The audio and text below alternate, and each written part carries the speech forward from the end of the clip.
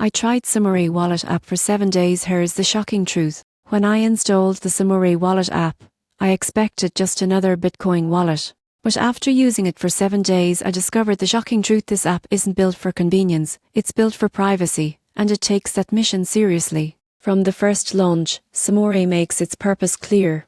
It's a wallet for people who don't want their transactions tracked, analyzed, or censored.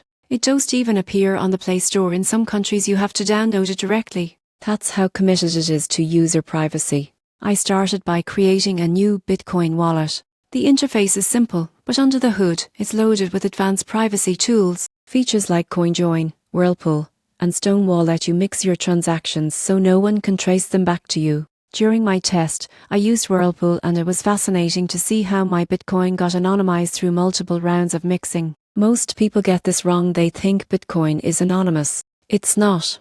Every transaction is traceable on the blockchain.